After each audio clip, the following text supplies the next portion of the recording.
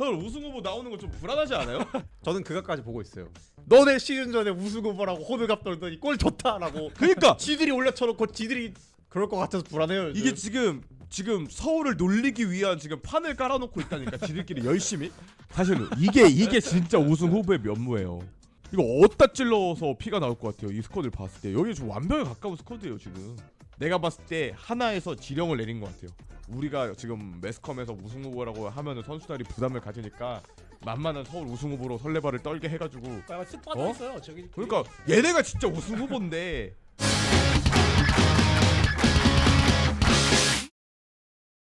K리그 1 2025 시즌 프리뷰를 겸하는 약간 진학 상담 느낌의 프리뷰를 진행해 보도록 하겠습니다. 근데 작년 순위별로. 그렇죠. 작년 순위별로 수능 공부할 때 언제가 가장 중요하다고 생각하세요? 저는 개인적으로 나는 굳이 따지자면 9월? 9월. 어. 그렇지. 9월에 처지지 않고 계속 어. 나아가는 것도 굉장히 중요하죠. 그 두 번째 중요한 게 6월. 6월. 3월이 이제 3순위지 않을까? 그렇죠. 어. 대령님 어떻게 생각하세요? 근데 요즘도 6월, 9월 모의고사 똑같이 보죠? 네, 그 체제는 유지되고 있어요. 아니, 너무 제가 수능 본 게 제가 공부학번이니까 어연 또 7년 전 전이라 형 공구야? 공부학번입니다. 공. 약간 고인물이라. 근데 그때 저도 생각할 때 이미 10월이 지나면은 늦었다. 10월 전에 그러니까 미리미리 이제 해두는 기간은 10월 전이고 10월 이후로는 이제 좀 뭔가 마무리하는 기간 뭐 이런 느낌이죠. 그렇죠. 10월에 학원을 등록할 게 아니라 어디를 등록해야 되죠? 재종반. 그렇죠. 일단 재종반에다 선행을 등록해놓고. 선생님들이 가장 겁을 많이 주던 시기는 겨울방학이었던 것 같아요. 가장 무슨 그 고정된 멘트 있잖아요. 너네 이제 고3이야.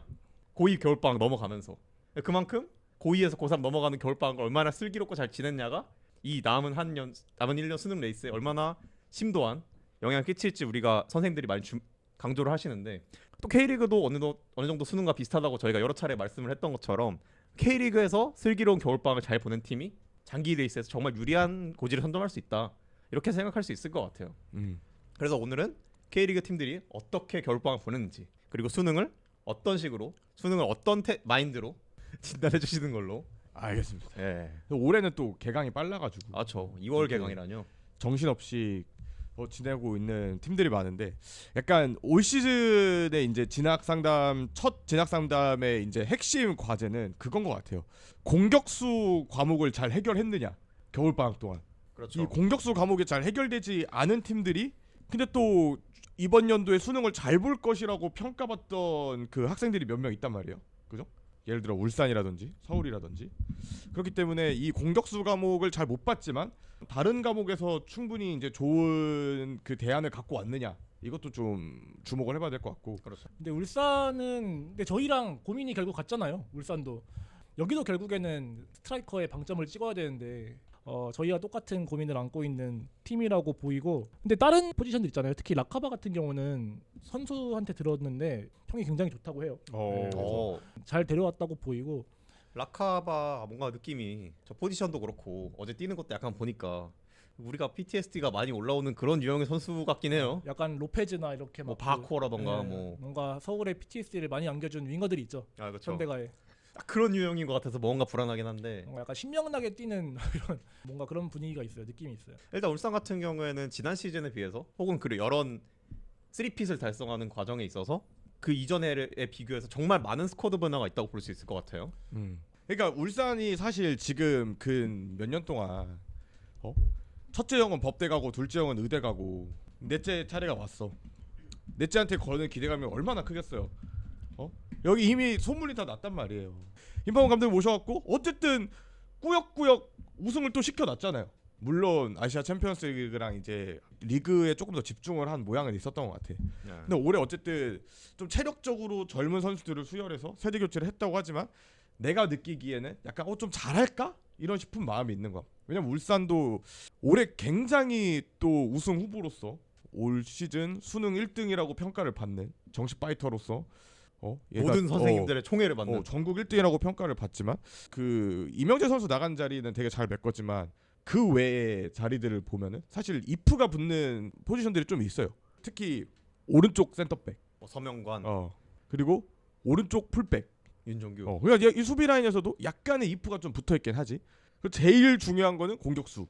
그래서 각각 영역에 비해서 예전에 네 형들은 공격도 잘하고 수비도 잘하고 그러니까 약간 좀 체력적인 부분에서만 걱정이 됐었는데 너는 이거 좀 총체적으로 살짝 너 형보다는 조금 못할 수도 있을 것 같아 라는 그런 인식도 좀 있는 것 같아.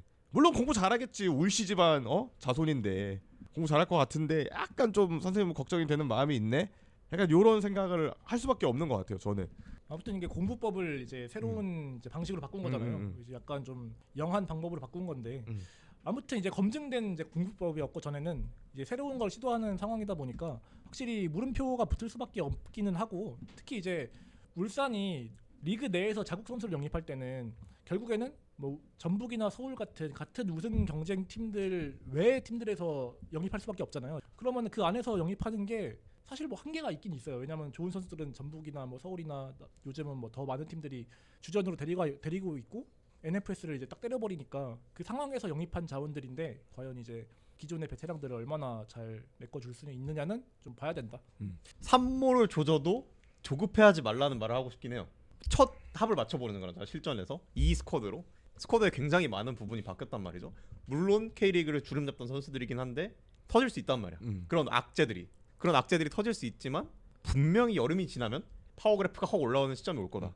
그동안에 울산 안 그랬잖아. 초반에 찍어 누르고 파워 그래프가 후반에 떨어졌음에도 불구하고 초반에 벌어놓은 걸로 약간 연명하는 그런 느낌이었다면 올해는 조금 그 흐름이 다를 수 있다. 그런 생각 좀 들어요.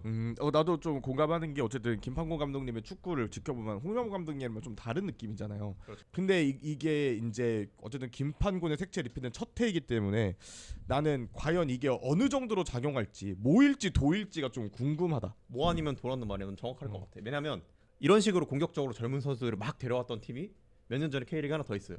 바로 전북현대라는 팀이 있는데 물론 확실히 다르다고 생각해요. 울산은 전북에 비해서 훨씬 더 전략적이고 포지션별로 딱딱 맞게 예쁘게 잘 데려왔어. 근거가 있는 영입을 했지. 근거가 있었어. 전북이 그동안의 리빌딩은 약간 맘카페에서 요런 게 좋다더라 했을 때 다 해보는 스타일. 국어도 공부하고 수학도 공부하고 영어도 공부해야 되는데 엄마 아빠가 사준 거는 수학 인강밖에 안 사온 그런 느낌이 좀 있었는데 이거 좋다고 하면 일단 다 해보는 스타일인데 울산은 뭔가 개 중에서 좋다고 하는 것들을 나름 체계적으로 정리하고 나한테 이 아이에게 부족했던 거를 싹싹싹 정리해가지고 약간 이렇게 준 느낌이긴 해. 형들은 막 우리가 옛날 인강 강사 하면 아는 사람 누구 있어요? 뭐 저 때는 전한길? 삽자루 뭐 이런 삽자루. 친구들 이런 강사분들이 유명했죠. 뭐 이근갑 네. 이근갑. 이제 갔다 오셨지만 근데 아무튼 이 인강 강사님도 여러분들 아시겠지만 세대가 바뀌면서 그 1타 강사들도 흐름이 바뀐단 말이에요. 형들은 뭐 이근갑이나 뭐 신승범이나 뭐 정승자 아저씨나 이런 분들한테 공부를 했어. 근데 세대가 많이 지난 거야. 동생이 막둥이라서 아직까지도 그 이제 거의 은퇴를 앞둔 그 인강 강사들 걸로 가르치기엔 수능 트렌드도 너무 많이 바뀌었고 그치. 요즘 대치동에서 인기 있는 강사들은 다르단 말이야. 그래가지고 요즘 딱 핫하다는 강사들을 딱 입혀줬어. 근데 모르잖아요. 이분들이 정말 1타가 될 수 있을지 아니면은 그런 인강 사이트의 바이럴에 힘입은 약간 그런 거일지. 그래가지고 한번 까봐야 된다. 오케이. 뭐 말할 게 있을까요? 우승 도전권 아닌가요? 그러니까 우승 도전권 몇 칸? 7칸? 저도 한 6칸에서 7칸이라고 생각합니다. 7칸. 9까지는 주고 싶은데요. 타협해서 8로 할까요? 그렇다면 키플레이하면 꼽아보자면 누가 있을까요, 성우님? 나는 새로 들어온 이적생 전부. 근데 개인적으로는 나는 허율이랑 그 중에서도 허율이랑 이진현 여기가 잘하면 사실 울산은 걱정할 게 없지. 왜냐면 앞으로가 있는 축구기 때문에 얘네들이 터지면 2020년대는 울산의 시대라고 해도 무방하다. 3월 모의고사 연연하지 말자. 많은 게 바뀌었으니까. 형들이랑 비교하지 말자. 형들이랑 비교하지 말자. 다음 강원 FC입니다. 지난 시즌 윤정환 감독과 함께 리그 2위라는 말도 안 되는 성적을 달성했고요. 올 시즌을 앞두고 윤정환 감독은 떠났지만 그 수많은 수코 본체설에 진짜 주인공이 나올 수 있다는 정경호 감독님이 선임이 되면서 스쿼드도 어느 정도 많이 바뀌었어요.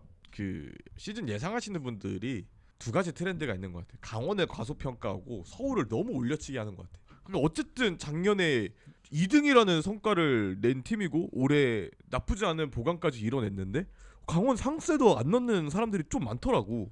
그러니까 물론 다른 팀들이 그만큼 더 선수단이 알차다고 생각하는지 모르겠지만 저는 좀 생각이 다른 게 강원 그러니까 뭐 우승권은 아니지만 그래도 나는 아챔에 계속 도전할 수 있는 그 정도 학생이라고 생각하거든요. 왜냐면 얘는 지금 학군을 옮겼어. 얘 이제 대치동에서 학원 다니는 애야. 최소 강원도에 있는 외고까지는 학군이 왔단 말이야. 얘 이제 외고 다니면서 당당하게 정시로 나 공부 잘해. 이렇게 말을 할 수 있는 아이가 됐는데 왜 이렇게 과소평가하지? 약간 의아해요. 그럼 결국에 이 강원의 분수령은 마리오 듀오에 포함돼 있지 않을까요? 그렇죠. 마리오, 호마리오 이 두 명이 약간 나도 강원의 분수라고 생각하는데 이 선수들 그 전 소속 팀들 나쁘지 않아요. 호마리오도 그렇고 마리오도 그렇고 좀 가능성이 있을 법한 커리어를 가지고 왔다. 그리고 그 호마리오 선수 같은 경우에는 포르투갈 연령별 국가대표 다 거쳤던 선수고 U23 빼고 U23 전까지 어쨌든 작년이랑 재작년에 중국 슈퍼리그에서 꽤 괜찮은 활약을 보여주고 강원에 넘어왔단 말이에요. 그렇죠. 근데 나는 중국 리그에서 꽤 괜찮은 활약 보여준 선수들 한국에서 적응하는 거에는 큰 문제가 없었던 걸로 보아서는 호마리오 선수 정도면은 나쁘지 않다고 좀 생각을 하고 있고 아무래도 문제는 작년에 개 죽을 썼던 가브리엘가 그리고 작년 말에 개 죽을 썼던 코바체비치가 올 시즌에 어떤 모습을 보여주냐에 따라서 얘네가 이제 강원이 더 높은 밸류로 평가받느냐 아니면 그렇지가 되느냐 이렇게 판가름이 날 것 같은데 그렇죠. 근데 나는 여기서 확실하게 말하고 싶은 거는 어쨌든 2023 시즌에 굉장히 좋은 모습을 보여줬던 가브리엘 그리고 영입 직후에 번뜩이는 모습을 보여줬던 코바치비치 남들은 외국인 공격수 한 명도 없어서 허덕허덕할 때 얘네는 어쨌든 간에 두 명이나 보유하고 있다라는 사실 그렇기 때문에 이미 거기서부터 승자라는 시선에서 좀 바라봐야 되지 않을까. 가브리엘이랑 코바치비치가 어디 그냥 뭐 수준 낮은 그런 공격수가 아니잖아요. 가브리엘은 작년에 약간 좀 뭐 부상도 그렇고 막 약간 부침이 있어가지고 한 시즌 그냥 푹 뛰면은 되게 잘할 것 같은데 근데 강원은 약간 그런 느낌이 있어요. 이게 그냥 뭐 팀 이름 다 빼고 딱 선수단 전력만 놓고 보면은 3위, 4위 안에 보는 게 합당해 보인다. 나도. 네. 여기 사실 근데 강원이 어떤 거를 좀 보강해야 되냐고 말을 해주고 싶은 그런 부분을 찾아낸다면 여기 상수가 없어 지금 스쿼드. 그렇죠. 김동현 선수가 그나마 상수라고 꼽을 수 있는데 근데 지난 시즌에 전역하고 나서 폼이 안 좋았잖아. 약간 왔다 갔다 했잖아. 그리고 여기서 그나마 상수라고 뽑을 수 있을 만한 선수가 강투지밖에 없는 것 같아. 이상원? 이상원이랑 이상원 강투지 빼고 과연 이 선수들이 커리어 내내 기복 없는 모습을 보여준 선수가 있냐라고 하면 없다라는 결론이 나오긴 해. 황문기 선수가 빠진 게 저는 크다고 보는 게 강원의 윤정환 감독 부임 이후의 축구를 보면은 풀백이 엄청 중요했어요. 그렇죠. 네, 특히 이제 빌드업 할 때 보면은 풀백들이 뭐 거의 센터백보다도 더 이제 중앙에 찔러주든 밖으로 빼든 풀백이 거의 볼 배급을 담당했기 때문에 이번에 이제 양쪽 풀백이 뭐 다 바뀐 상황이라서 새로 들어온 선수들이 얼마나 적응할 수 있느냐가 진짜 이게 포인트라고 봅니다. 윤일로 풀백 괜찮죠. 윤일로 풀백 작년에 울산에서 그래도 울산이 우승하는데 나는 7할 가까이 기여를 했다고 생각하기 때문에 윤일록이. 근데 보통 그런 난세의 영웅들이 야 너 잘한다 그 포지션 계속 뛰어봐 하면 약간 그치 그 다음에 이제 조금 하락장을 가는 게 국룰이긴 그치. 한데. 그래서 강원은 내가 봤을 때 사람들의 세간의 평가가 낮은 이유 응. 난 빅데이터라고 생각해요. 아 그치. 수코 본체설이 있었던 감독들의 그동안의 역사 그거랑 그 부포지션 잘 뛴 선수들을 그 포지션에 고정 박았을 때 그 여파들 그리고 강원의 퐁당퐁당 강원의 시즌. 퐁당퐁당 그리고 강원의 원래 강팀이 아니었다는 어. 그런 점들 이 포함해서 저평가가 어. 있는 거지. 약간 그래도 실속을 잘 챙겼다. 한번 평가 한번 해볼까요? 네 안녕. 우리 송준석 선수 볼 때마다 저 김진수 선수가 생각나요. 저도 그렇게 생각해요. 저 작년에 그 강원전 리뷰할 때 뭐라 했는 줄 알아요? 강원 왼쪽 사이드백이 촉법소년이더라. 쟤는 무슨 잘못을 해도 심판이 불지 않더라. 아, 저는 아침 도전권이라고 생각하긴 해요. 저도 지금 동의합니다. 처음에는. 근데 높진 않고 한 5-5칸 정도? 저도 딱 5칸 생각했어요. 그리고 상스 도전권이 이제 7칸. 키플레이어 꼽아보자면요. 제가 정해왔던 키플레이어는 마리오 두오 그리고 이상원. 그쵸? 저는 여기 한 명 꼽자면 그 강준혁 올 윤일록. 누가 누가 상수가 되냐? 한 줄평. 대표이사가 뒷바라지 할 때 열심히 공부하자. 이렇게 무심양면으로 뒷바라지 할 때 열공해줘야 돼요. 우리 국군 장병들 김천 상무 FC입니다. 아직 스쿼드 변화는 없어요 여긴. 그 옛날에는 김천상부는 약간 그 육군사관학교 보내려는 느낌이었는데 올해 김천상부는 부사관학교 보내는 느낌이라. 저는 공군까지도 생각했거든요. 그래서 안 무섭다. 물론 3, 4월에 잘할 것 같긴 해. 어쨌든 들어오는 선수들이 그 과거에 비해서 너무 좀 그러니까 물론 저 선수들도 리그에서 굉장히 수위급 자원들이긴 하나 무게감이 떨어지는 거를 부정할 수는 없다. 그러니까 한 번씩 김천도 꺾여서 쉬어가는 시즌이 있었거든. 그런 시즌, 그러니까 이제 휴지기에 들어간 시즌이지 않나. 그러니까 형들은 육군사관학교 가고 공사 가고 했는데 너는 일단 부사관학교만 잘 입학해 보자. 김대원, 이동경, 이동준 이 세 명의 코어가 그 라인업만 봤을 때 굉장히 무서워요.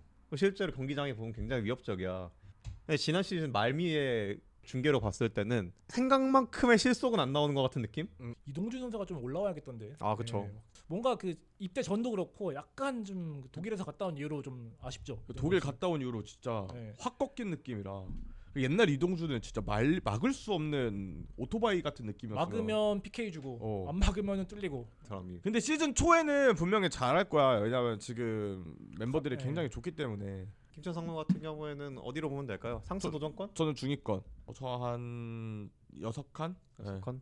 전 5칸. 칸? 상수 한 8로 보겠습니다. 그러면은 아챔은 실제로 나가진 않지만 아챔권은 어느 정도로 보세요? 전 2칸도 안 될 것 2칸도 같아. 안 된다. 그럼 한 용두삼이의 5위 정도? 그 정도. 키플레이 한번 꼽아볼까요? 서훈님은 이동경을 꼽았어요. 난 당연히 이동경. 저도 이동경 동의합니다. 어쨌든 이 선수는 10월까지 뛰니까 풀 시즌을 담당할 선수고 이동경 안 부러지는 게 정말 중요합니다.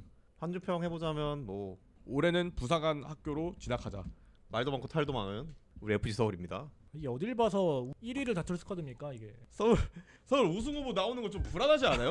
나 서울 우승 후보라고 얘기하는 사람들 다 앞에다 앉혀놓고 혼내고 싶어. 길을 쓰고 저는 부정하고 있습니다. 네. 저는 그것까지 보고 있어요.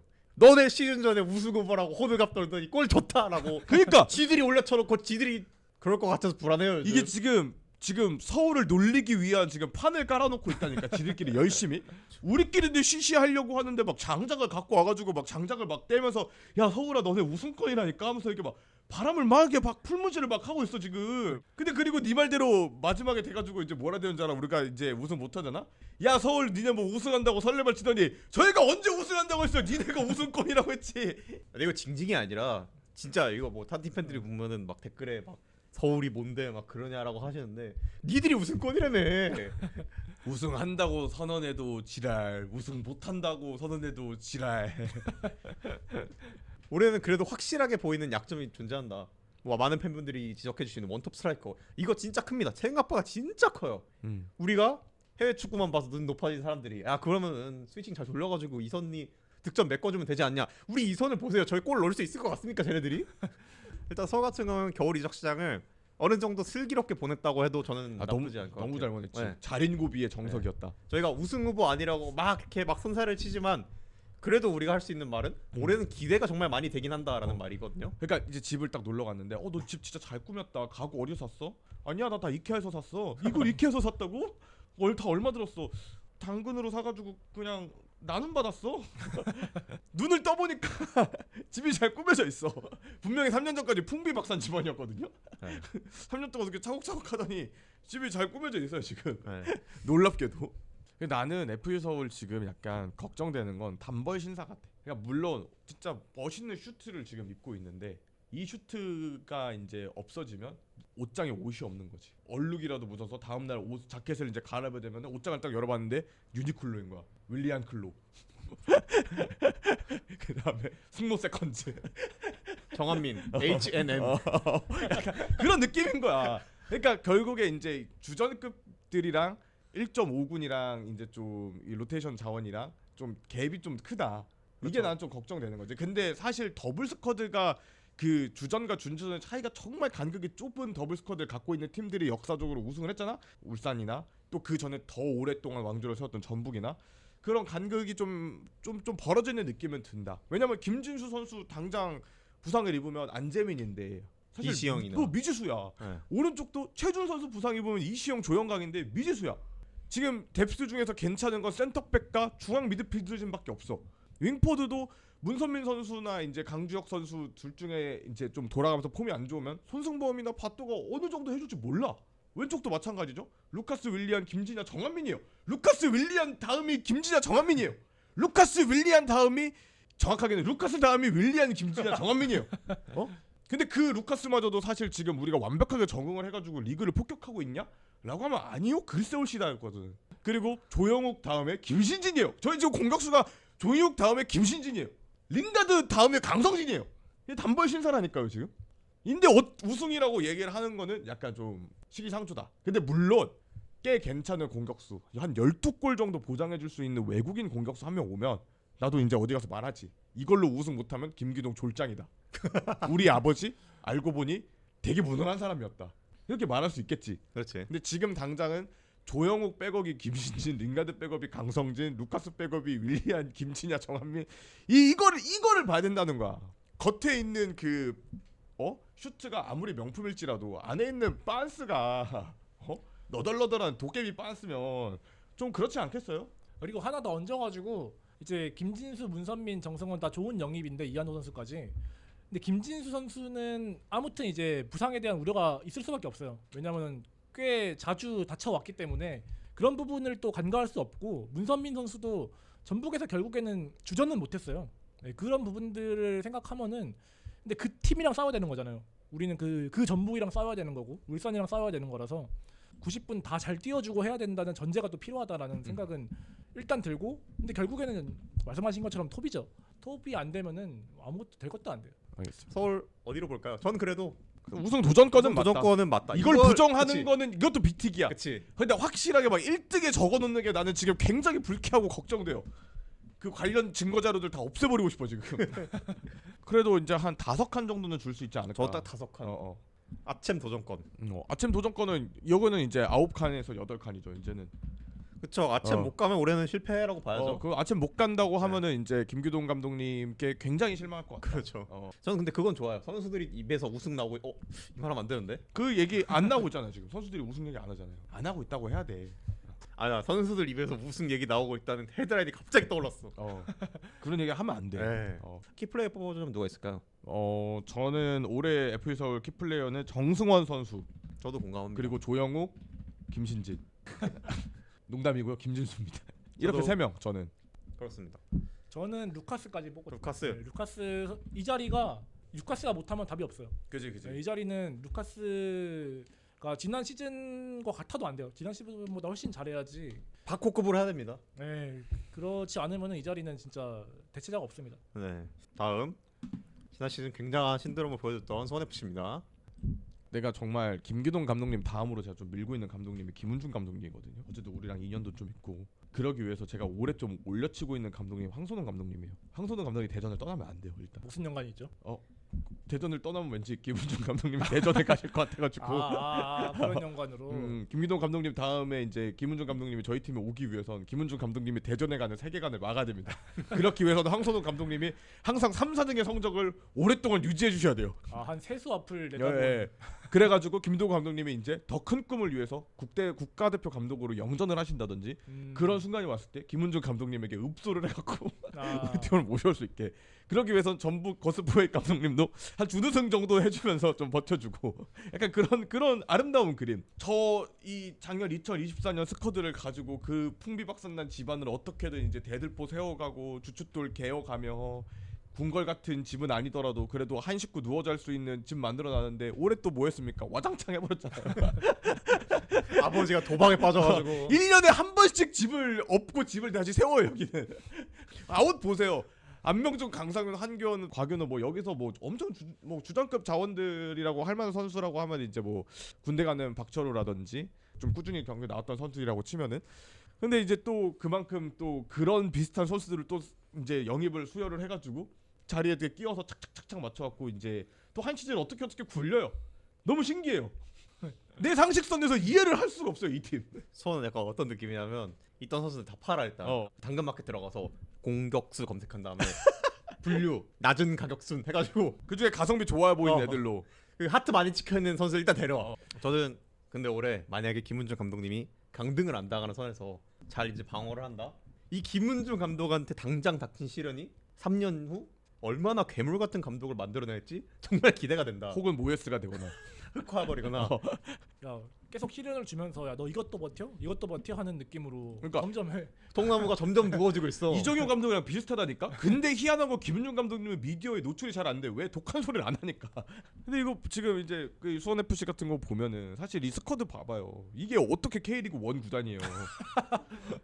얘네는 승강 프로 가면은 일경 맞고 떨어질 거라는 생각도 해요 저는 오히려. 근데 여기 좀 가관이긴 해요 느낌이. 작년에도 이승우 선수랑 손주 선수 나간 다음에는 성적이 거의 안 좋았어요. 거의 그러니까. 많이 졌어요. 굉장히 어려운 시즌이 되긴 할 것 같다. 아 이거 네. 미들진 라인업 보세요. 이거 어떻게 K리그 1 윤빛가람 선수도 빼면 이제 사실 이재원, 윤빛가람, 노경우면은 솔직히 K리그 1 레벨 진짜 까놓고 얘기할게. 이거 부정하는 손FC 팬 있으면 저 좀 반박하겠습니다. 이게 솔직히 K리그 1 레벨은 아니잖아. 경쟁하기 쉽지 않은 이제 그 왜 이렇게 됐지? 아 솔직히 수원FC 정도면은 이제는 조금 더 어떤 100년 대계를 갖고 좀 장기적인 플랜에 입각해서 선수를 좀 영입하는 것도 나쁘지 않지 않나? 약간 그렇게 돈을 안 주나? 이게 예산이 그렇게 좀 부족한가? 최근에 안데르손 선수 가지고 이제 뭐 여러 가지 보도들이 나왔잖아요. 네. 근데 그게 어떻게 보면은 이제 물론 안데르손 선수가 이제 약속을 했는데 그 이행을 못 받은 피해자라고 또 볼 수 있는데 근데 심정적으로는 제가 단장이에요. 딱 스쿼드를 아까 그걸 딱 봤어. 여기 안데르손이 빠진다? 여기서 이제 이거는 안 되겠다. 마음을 먹은 것 같아요. 안데르손. 이건 안데르손은 보낼 수 없다. 뽑아볼까요? 예. 저는 잔류 몇 칸? 세 칸? 강등 위험이에요. 초비상이야 여기 지금. 내가 봤을 때 올해 제일 위험해 보여. 플레이어. 저는 안데르손 그리고 오프키르. 저는 정승배까지 꼽겠습니다. 괜찮았던 것 같아 지난 시즌. 그러니까 U22 자원 중에 좀 쳤어 정승배 선수가. 한주평 얼마나 명장이 되려고 이 정도의 시련을 이라는 말을 해주고 싶네요. 나는 그렇게 생각해. 만약에 김은중 감독님이 파리를 고수하잖아. 김은중 감독님은 진짜 코리아 모에스입니다. 아 진짜 코리아 모에스 되는 거야 그 순간. 다음 포항입니다. 박태하 감독의 2년 차죠. 그리고 스쿼드를 잘 지켰어요. 굉장히. 포항 같은 경우에는 좀 사실은 아침 도전권까지 보고 있었거든요. 네. 올해. 근데 어제 그 축구 보고 생각이 확 바뀌었어요. 뭔가 어떤 축구를 하려는지도 모르겠고 박태하 감독님에 대해서 약간 퀘스천 마크가 굉장히 많이 찍혔다. 그러니까 지난 시즌에도 박태하 감독 첫 경기가 아침이었잖아. 전북 상대였나 그렇게 기억을 하거든요. 나쁘지 않았었던 것 같아. 그지 좋았어. 이 감독 되게 전술적으로 디테일하고 괜찮네 음. 라고 하고 시즌 까보니까 괴물 같은 시즌 초반을 보냈죠 포항이. 근데 올해는 어쨌든 상대가 가와사키인 것도 감안해야겠지만 약간의 불안 요소들이 존재한다. 스쿼드를 잘 지킨 거에 비해서 어제 경기가 너무 실속이 없었다. 나는 오히려 6등 이상으로 어떻게 보면 못 치고 올라올 수도 있겠는데 워낙 그 옆에 쟁쟁한 팀들이 많으니까. 포항 같은 이제 팀이 고개사잖아. 그렇지. 사실 얘네는 삐끗하면은 그냥 떨어지는 거야. 왜? 그만큼 위험하지만 항상 포항이 그래왔듯이 위기 안에서 그 아슬아슬한 줄타기로 그 쾌감을 선사해주는 그 팀이었잖아요. 지켜보는 이들로 하여금. 이 가와사키한테 4대 0으로 좀 무너지는 모습이 이제 작년에 포항이 안 좋았던 시즌 말이 이제 오버랩 되면서 결국 포항이 지켜냈다라는 건 우리가 그동안 포항이라는 클럽을 봐왔을 때 지켜낸 것도 영입이야라고 했던 걸로 이제 좋게 포장한 거 아닐까? 사실은 보강이 안 된 건데. 그렇지. 작년 말에 안 좋았으면 포항도 보강을 했어야 되는 건데 그동안의 포항의 이미지가 워낙 뜯겨가는 그런 이제 막 선수가 유출되고 또 어떻게 막 울며 겨자 먹기로 유스라든지 아니면 다른 데서 긴급해서 수혈해가지고 또 그 선수를 또 걸출한 자원으로 키워내고 그런 모습 때문에 지켜낸 것만으로도 대단하다 막 이런 평가가 많았잖아. 어쨌든 지켜냈으니까 손해는 보지 않았다. 근데 사실 작년 말의 모습을 보면 포항은 올해 보강을 했어야 되는 클럽이었는데 이게 이제 확실하게 와닿은 거지. 아 그래 맞아 포항 보강했어야 되는 클럽이었다. 왜냐면 어쨌든 포항이 지금 여기서 괜찮은 선수들 몇 명만 더 수혈했으면 평가가 완전 달라졌을 거예요.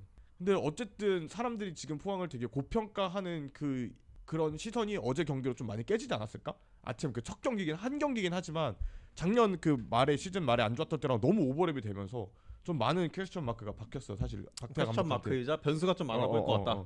스쿼드가 예를 들어 작년하고 똑같아요. 근데 알고 보면 똑같은 게 아니에요. 왜냐면은 다 플러스 한 살이 된 거예요. 그죠. 지난 시즌 스쿼드에 비해서. 그러면 이제 그거가 물론 이제 스쿼드가 어린 스쿼드였다면은 뭐 플러스가 될 수도 있겠지만은 포항 보면 신강훈 선수 같은 베테랑도 있고 30대 선수들이 왕왕 있어요. 완델손도 있고. 채팅창 말 맞다나 포항 걱정을 하는 게 아니지만 우리도 걱정을 안 했지. 어. 근데 어제 경기를 보니까 좀 걱정이 됐더라. 그러니까 이 정도로 요약할 수 있을 것 같아요. 어느 정도 보세요? 난 상스. 나도 한 6칸 정도 보긴 해. 전 7칸. 대령님. 저는 순위로 보면 7위 봤거든요. 그럼 한 6칸이 적당하겠네요. 한 5칸 6칸. 5칸 6칸. 네. 올해 포항은 진짜 한 번 무너지면 걷잡을 수 없이 무너지는 순간도 올 수 있겠다 싶긴 해. 그 지난 시즌은 그 여름이 분수령이었죠. 한번 무너지기 시작한 시점이. 그러니까 우리가 어쨌든 K를 보면서 포항 걱정하는 거 아니다. 무슨 근거가 있겠어요. 근데 항상 시즌을 까보면 그렇게 되잖아. 그러니까 포항 팬들은 그리고 포항을 지켜보는 많은 분들은 그거를 좀 믿고 가봐야 될 것 같고 한번 망가지는 시점이 오면 좀 걷잡을 수 없을 수도 있다라고 볼 수 있을 것 같아요. 키플레이어 누가 있을까요? 나는 개인적으로 아까 채팅창에서 나왔던 것처럼 데니님 말처럼 이호재 인정합니다. 그리고 전민광 그리고 준익류 이렇게 3명 뽑아보겠습니다. 작년에 비해 약간은 경직된 느낌? 나는 포항 한줄평은 인천과 전북의 우를 범하지 않길 정도? 이 정도? 뭐 한 번 무너지면 걷잡을 수 없을지도. 근데 항상 마무리는 이거죠. 그래도 포항이니까 모른다. 이렇게 정리할 수 있을 것 같아요. 제주 SKFC입니다. 올해 팀명을 바꿨고요. 그만큼의 많은 인과 아웃이 있습니다. 근데 제주는 저는 그 약간 최저치가 있다고 봐요. 최저치가 항상 9위까지는 최저를 깔고 가는 팀 같아요. 저점이 높다. 무조건 저점이 9위 이하로 안 내려갈 것 같다라는 제주의 느낌이 아니라 김학범 감독의 느낌이 있어요. 네. 톱 자리가 저는 왜 이게 정리가 안 됐을까 싶긴 하더라고요. 유리 선수가 그 작년에 이제 세부 스탯 같은 걸 보면은 보시는 걸 좋아하시는 분들은 아실 텐데 이제 빅찬 스미스 같은 좀 스탯에서 유리 선수가 굉장히 독보적입니다. 그래도 유리 선수가 전방에서 이제 좀 폭넓게 공헌해주는 부분도 있어요. 분명히 최저점이 있는 팀이다. 저는 사실 제주 SK 같은 경우에는 좀 부정적인 생각이 되게 많이 들었는데 또 보다 보면은 어쨌든 여름 되면은 김몽수 선수까지 이제 복귀하고 할 거 아니에요? 그러면 또 그 생각보다 뭐 나쁘지 않을 것 같은데? 라는 생각이 또 자꾸 들어요. 어쨌든 그러니까 수비진 세대 교체도 성공을 했다? 이건 뚜껑을 따봐하는 거니까 어쨌든 수비진의 노쇠화를 좀 해결은 했다. 거기에 공격진이 이제 의외로 약한데 또 의외로 아주 약하지는 않은 느낌이라서 여기는 근데 아직 외국인 선수 영입이 안 됐잖아요. 2명밖에 없잖아요. 지금 저기 뭐야 이탈로랑 유리 조나탄밖에 없는 상황이니까 이 공격진의 이 외국인 선수들을 어떻게 수혈하냐에 따라서 6월 때 좀 반전을 줄 수 있지 않을까라는 생각이 들긴 해요. 근데 지금까지 봤을 때 솔직하게 말하면 많이 약해 보인다. 수비 라인까지는 안정적이다. 수비 라인 수비는 안정적인 것 같은데. 든든해요. 맨 뒤까지는 골키퍼까지는 안정적이고 왼쪽이 좀 처참한 것 같아요. 유인수, 김주공으로 이어지는 수 라인이. 서진수 선수도 사실 작년에 그 약간 좀 뭔가 아쉬운 부침이 부분이 있었죠. 있어요. 예. 지금 시점에서 예측한다고 하면 나도 제주를 한 9등 정도에 둘 것 같아. 근데 더 심각한 친구들이 세 팀이 있기 때문에 그러면은 상스 한 3칸? 한 칸? 2칸? 그러니까 아예 2칸처럼 아예 가능성 없는 얘기 또 아닌 것 같아 제주가. 그렇습니다. 저도 이 정도 동의합니다. 키플레이어 꼽아보자면요. 저 유리 조나탄이요. 그리고 돌아온 이창민. 저는 장민규 꼽겠습니다. 오케이. 한 줄 평 뭐가 있을까요? 니네 어차피 여름에 선수 살 거잖아. 아무튼 대전 같은 경우에는 가장 화끈한 겨울을 보냈다고 해도 과언이 아닙니다. 이게 우승 후보예요. 그렇지. 사실 이게 진짜 우승 후보의 면모예요. 이거 어디다 찔러서 피가 나올 것 같아요. 이 스쿼드를 봤을 때 여기 좀 완벽에 가까운 스쿼드예요 지금. 엄청 무거운 물질이에요 얘네는 지금. 이게 그리고 또 거의 더블 스쿼드가 나와요. 더블 스쿼드가 아니라 네. 쓰리 스쿼드가 나와요 지금. 트러플이 아니라 트리플 스쿼드가 나와요 얘네 지금. 트리플 스쿼드예요. 대전이 진짜 우승 후보. 여기가 찐 우승 후보인데 내가 봤을 때 하나에서 지령을 내린 것 같아요. 우리가 지금 매스컴에서 우승 후보라고 하면은 선수들이 부담을 가지니까 만만한 서울 우승 후보로 설레발을 떨게 해가지고. 그러니까 쓱 빠져 있어요. 저기 그러니까 얘네가 진짜 우승 후보인데 정말 간단하게 강팀의 조건을 두루두루 갖췄음. 여름 이적 시장에서 스쿼드 정리가 한 번은 더 필요할 것 같은. 그리고 그 자원을 아마 그 당시에 돈은 있지만 선수 수급이 어려웠던 팀들이 모셔가겠죠. 이게 우승 후보예요. 자선 사업까지 여름에 해줄 수 있다는 게. 스쿼드에 빈틈이 없음. 구택 주민규만 잘 돌아간다면 나는 우승을 가지고 도박하라고 할 때 대전 하나에 돈을 걸 것 같음. 근데 이게 혹시 대전이 이번 영입 보면은 다 빨리 했어요 영입을.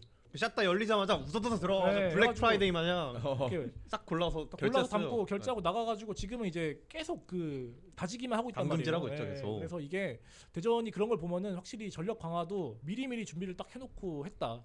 빈말이 아니라 우승의 적기다. 적기다. 그러니까 이게 우승의 적기다. 황선홍 감독님 때문에 대전이 저평가를 받고 있다니까요.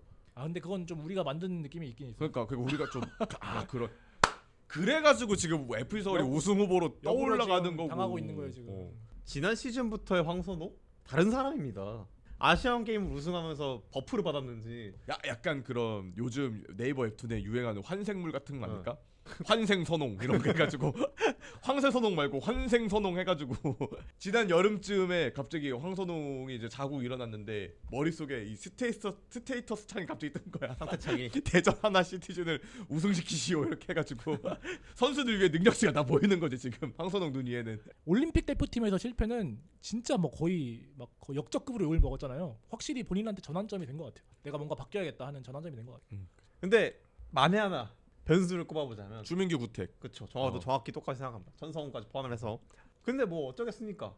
여름에 스트라이커 시원찮은 뭐 하겠습니까? 하나그룹이 또 사겠지. 20억 투자 진행시켜 어허. 바로 진행하겠죠. 또 콤파니오 같은 애 데려오겠죠. 그래서 우승 후보라고 생각합니다. 대전 우승. 원래 우승 후보의 가장 중요한 점은 여름에 방점을 찍어줄 영입이 필요한 여기 찍어줄 수 있는 팀이라고 생각하거든요. 대전이 뭐가 부족합니까? 쩐이 부족합니까? 야망이 부족합니까? 저는 진짜 유력하다고 생각합니다. 인정합니다. 대신 울산과 우승 레이스를 달리는 순간이 온다면 그때는 약간의 나가 떨어지는 순간이 올 수도 있다. 동의합니다. 네. 저 우승 도전에 6칸 주겠습니다. 키플레이어. 키플레이어는 저는 구택 그리고 황선홍 뽑겠습니다. 저는 싸잡아 붙겠습니다. 주민규택. 주민규택 나쁘지 않다. 네. 뭔가 되게 테크놀로지하다. 주민규 테크놀로지. 천성까지 해가지고 여기만 잘 돌아가면 기술적으로 우승을 할 수 있다. 주민규 테크놀로지 오늘부터 풀 매입하십시오. 한주평. 이게 우승 후보다. 우리 지금 황선홍 감독님의 환생물 안에 살고 있습니다. 다음은 광주 FC입니다. 이정엽 좀 받을 텐데 왜 항상 영입이 그럴까요? 근데 여기는 진짜 돈이 없으니까. 근데 김은중 감독님이랑 이정효 감독님이랑 둘이서 소주 하면은 소주 맛 기깔날 것 같지 않아요? 둘이 딱 포장마차 노포에 앉아가지고 경기 끝나고 신세 한탄 서로 하면서 그 술 딱 먹으면서 안 데렸어 나가야 된대 어떡하냐 6월부터 참 너무 고민이 많다 지출이 너무 커 그러면 이정효 감독님이 이렇게 소주 한 잔 딱 혼자 둘도 짠도 안 해야 돼 이정효 감독님이 술 딱 먹으면서 키워놓으면 다 나가고 아휴 죽겠다 이놈의 집구석 안주를 시킬 필요가 없죠. 이렇게 네. 그러면 근데 이제 그 자리에서 어 급하게 양복 입고 후다닥 달려온 황선홍 감독님이 미안 늦었다 야 술 잘 먹고 있었어? 야 너 공격 수업 때문에 전성훈 어때? 임대해줄게 6개월 임대. 황선홍 감독이 그렇게 속 뒤집어 놓고 나가면 둘이서 동시에 한숨 푹 쉬는 거지. 그래도 술은 내가 살게. 이거 김은중 감독님이 해야 돼요. 이종현 감독님이 해야 돼요. 이것도 엄대 엄이야. 술은 누가 사야 될까요? 김은중과 이종효가 술을 먹으면 지금 신세 한탄하러 김은중 감독님이랑 이종현 감독님이 대전에 있는 노포집에서 만났어. 지나가던 황선홍이 사야죠. 아 그러네. 황선홍 감독님이 이제 뒤늦게 카톡으로 야 계산은 내가 했다 이러고 가시는 거지. 근데 이제 솔직하게 말하면 이정효 감독님과 김은중 감독님을 얼마나 대단한 감독으로 키우려고 광주 프런트와 수원 FC 프런트가 이다지도 단금질을 해대는지 이거 혹시 축협이 시킨 퀘스트 같은 건 아닐까? 이제 그런 생각까지 이종효 들어버려요. 감독과 김은중 감독은 또 다른 상태창이 떠 있는 거 아닐까요? 약간 그 이제 저기 누구냐 황선홍 감독님은 그 진짜 이 세계 이 세계 환생들이라면 우리 김은중 감독님과 이종효 감독님은 약간 눈 뜨고 다니 거지 용사가 되어버린 것에 대하여 약간 이런 느낌이 전혀 다른 세상의 환생물인 거지. 쪼렙인데 막 이렇게 막 퀘스트가 막 쏟아져가지고 막 깨서 레벨 20 겨우 만들었는데 50짜리 상자래. 갑자기 50짜리 퀘스트가 들어온 거야. 옛날 네이버에 붙은 연랩전사 그런 느낌인가? 또 연랩전사 잘 모르시겠군요. 몰라요. 이제 광주는 감독님의 역량으로서 이 팀이 어떻게 작용하는지가 매 시즌마다 이제 궁금해서 지켜보는 재미가 너무 가득한 팀이에요. 이제는 아티스트의 경제예요. 예술이에요. 이제 광주 FC 하면 올해는 또 어떻게 살아남을 것인가? 어떤 서커스를 보여줄 것인가? 아니 이게 순수 스쿼드 레벨로만 보면 여기도 좀 사실 강등 경쟁을 해야 돼요. 만약에 올해 광주가 안정적으로 8위 이상 마크한다던가 또 상스를 가버린다. 그러면 이제 이정효 강팀 가면 기 못 잡는 거 아니야? 그런 하등에 걱정할 필요 없어요. 그건 선수들이 이정효 말 들어야 돼요. 그때부터는. 이정효는 앞으로 2개 팀을 말아먹어도 3번째 기회를 잡을 수 있는 거지. 그 포트폴리오가 어마어마해요. 이분은 딱 자소서 냈는데 이런 대외 활동하고 무슨 상관이 있습니까? 나는 죽어가는 기업을 하나 살려봤습니다 하면 끝인데 굳이 뽑아보자면 어느 정도 될까요? 저는 중위권 그러니까 이제 안정적인 잔류죠. 잔류 9칸. 그럼 상스는요? 아니 못 가요. 상스를 논할 그게 아니에요. 키플레이어 꼽아보자면요. 이정효요. 인정 또 인정. 이정효 그리고 저는 김진호 선수. 왜냐면 이 풀백 뎁스가 너무 약하기 때문에 그 센터백 자원으로 분류돼 있던 조성건 선수가 이제 풀백이 가능해서 좌우 그 풀백이 다 되는 이제 김진호 선수가 이제 많이 땜빵을 할 것 같은데 그래서 그 김진호 선수가 이제 그 없는 살림의 이정효 선수가 풀백을 정말 잘 만들었었거든요. 그 계보에 들어갈 수 있을지 그게 좀 궁금해가지고 저는 권성윤 꼽겠습니다. 권성윤이 축구를 잘하는 세계선 과연 이정효가 도달할 수 있을까? 기대가 되는 사실 한입니다. 권성현 선수까지 살려내면 저 사람이 핫하죠. 그렇죠. 저 사람이 이국종이죠. 관록까지 생긴 이정효는 아티스트다. 거장 앞에다 마에스트로. 거장 이정효라고 합시다. 거장 이정효. 극찬이네요. 저 이 올해 퀘스트까지 깬다? 그럼 이제 검증이라는 단어 붙일 필요가 없어요. 뭘 더 검증해? 전북현대 모터스 우승 도전 못하면 친구 이게 라고 끝내겠습니다. 작년 전북이 망한 거는 스포츠 그 축구 전공하는 사람이 논문 주제로 왜 망했는지를 분석해도 재밌을 것 같아요. 2024 전북이 승강 플레이오프에 갔던 그런 연구를 하는 사람이 적어도 이제 석사 논문 정도는 쏠 만한 값어치가 있지 않을까. 그렇죠. 정말 이거 학사로는 안 돼요. 정말 전문적으로 분석. 그냥 그 정도로 사고였어요, 그건. 좀 못할 수가 없다고 봅니다. 거스포엣 감독님이 과연 어느 정도의 퍼포먼스를 보여줄까. 근데 그건 있어요. 나도 사람인지라 작년에 너무 안 좋았기 때문에 좀 우스워 보이는 건 있어. 아마 일루빈에 만나서 쳐맞아 보면 생각이 달라지겠죠, 바로. 그렇죠. 인정합니다. 키플레이어는요? 저 여기도 서울보다 높다고 생각해요. 전 6칸. 저도 6칸. 아챔은? 여기도 9칸 줘야죠. 못 가면 사고예요, 얘네. 그렇죠. 아챔 못 간다는 거 한 4위까지 꼬라박는 거다는 건데. 이 정도 했는데 아침 못 가면 여기는 감사팀 내려와가지고 전북현대 그 스포츠단을 뒤집어 엎고 가도 합법이에요. 우리 또 아픈 손가락 중 하나. 네. 우리 대구 FC입니다. 혹시 독한 소리를 못할 다들 이렇게. 대구는 근데 우리가 모두가 아는 세드가라는 이름만 있다면은 뭐 다른 포지션이 인 앤 아웃 하는 게 사실 뭐 크게 막 와닿지가 않아요. 그래서 일단 세징야가 있으면은 일단은 뭐 뼈대는 지켰기 때문에 이게 뭔가 참 그 말하기가 뭐하네요. 일단 승강 플레이오프에 다녀왔고 14시즌에 달라진 건 3백에서 4백으로 변경했다라는 소문. 근데 결국에 근데 포인트는 있죠. 왜냐하면 박찬영 감독이 와가지고 그거를 바꿔보려고 했었잖아요. 근데 바꿔보려고 했던 앞에 가마 감독이 와가지고 좀 바꿔보려고 하다가 그게 안 돼서 나갔던 건데 박찬영 감독도 1차 시도 때는 실패했었잖아요. 그래서 2차 시도를 할 거냐 말 거냐가 이제 또 걸려 있는 상황이라서 그거를 만약에 한다라고 해서 성공적이다라고 하면은 그 뭔가 그 대구의 그 박스권을 깰 수 있을 것 같은데 그냥 이제 그 기조를 이어간다라고 하면은 제가 아까도 말한 것처럼 스쿼드가 유지됐다는 얘기는 플러스 한 살이기 때문에 0.9가 될 수도 있다는 얘기를 아까 드렸는데 대구도 비슷한 상황이다. 그리고 대구는 그 영향이 더더욱 크죠. 코어가 세드가가 나이가 이제 거의 프로에 가까운 나이가 돼가고 있으니까. 사실 뭐 대구 같은 경우에는 이제 대령 형이 말한 것처럼 한 살 더 먹었다가 문제죠. 특히 에드가는 공이 올 때는 확실히 해주는데 이제는 진짜 뭔가 90분 못 뛰어요. 정재상의 상수죠. 네. 여기는 공격수가 파괴력이 전혀 보이지 않아요. 스쿼드만 봤을 때. 일단 라마스가 그렇게 파괴력 있는 유형은 아니잖아요. 또 잘 차긴 하지만. 또 저 똥바지에 한 요신호, 이찬동, 이용래 저 라인이 어떤 똥바지를 할 것인가. 너무 안 좋다. 수비진이 괜찮아요. 근데 그 위안 때문에 사실 나는 뭐 강등이다? 뭐 이런 얘기 섣불리 못 하겠는데 잔류 어느 정도 보세요? 그래도 12등만 안 가면 6칸까지는 줄 수 있습니다. 저 4칸이요. 칸 그럼? 5칸? 대령형은요? 5칸까지 가겠습니다. 근데 제가 작년에 말했잖아요. 충남 아산이랑 할 때 5만 가지 경우의 수를 돌려봐도 대구가 떨어질 경우의 수는 보이지 않는다. 올해도 좀 유효해요. 근데 작년에 난 정말 쉽게 갈 거라 생각했거든요. 예. 아니었잖아. 난 위기가 있을 거라 생각하긴 했어. 대사고였잖아 작년에. 4대0까지 4대0인가 4대1까지 벌었잖아. 그 2차전에서도 연장까지 갔어요. 그리고 그걸 보면은 올해는 진짜 쉽지 않을 수도 있겠다. 승강 프로를 가더라도. 승강 프로에 지금 호시탐탐 노리고 있는 지금 수원 삼성이나 저기 인천 유나이티드나 그런 팀들이 있는데 지금 서울 이랜드도 있고 전남도 있고 저 전남도 있고 부천도 있고 다 지금 대구 뭐 수원 FC만을 기다리고 있는데 지금. 그래서 올해는 쉽지 않을 수도 있겠다. 키플레이어 꼽아보자면요. 저 라마스요. 저 라마스. 그러니까 라마스가 잘 해줘야 사실 세드가의 부담이 확 줄 것 같아요. 그리고 나서 전 기대되는 선수는 이제 개인적으로 정재상 선수. 저도 정재상. 정재상 찾으려다. 박대훈까지 보겠습니다. 이게 결국에 고재현이 지난 시즌에 너무 아쉬웠기 때문에 박대훈 선수가 와서 해줘야 되는 거거든요. 정재상 선수도 사실 후반기에는 거의 못 나왔죠. 그래서 박대훈 선수에 대한 거는 기대가 굉장히 클 것으로 보입니다. 세징야는 몰라도 이제 세드가 조합을 말하는 거라서 나는 서비스 타임. 그지. 세드가 서비스 타임이라고 하면 되겠다. 진짜 끝나간다. 시즌 N번째지만 이번엔 진짜다.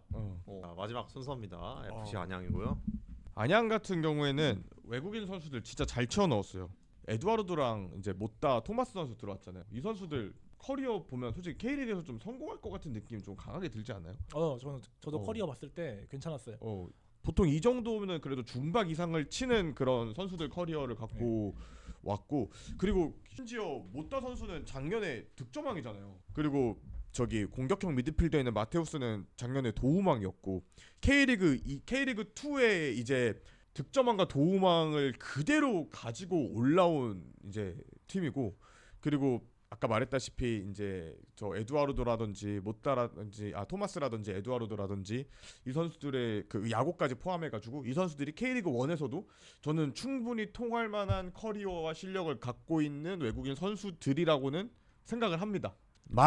외국인 선수로만 축구를 하는 게 아니니까 솔직하게 또 한마디를 덧붙이자면 국내파 선수들은, 그러니까 자국 선수들은, 한국 선수들은 수준 이하다. 그러니까 일부 레벨이 절대 아니다. 수비 라인의 노쇠화가 좀 아직 해결이 안 됐어요. 그러니까 좋게 말하면 이 끈끈하고 이 팀워크가 잘 갖춰진 팀 자체가 일부 리그로 함께 올라와서 으쌰으쌰 해보자는 그런 건 좋은데, 사실 그게 또 어떻게 보면 일부 리그급 선수가 준비되지 않았다라는 반증도 되거든요. 영입한 게 황병근, 이제 김보경 선수인데, 김보경 선수도 솔직하게 말씀드리자면 K리그 1부에서 파괴력을 보여줄 수 있는 레벨이냐?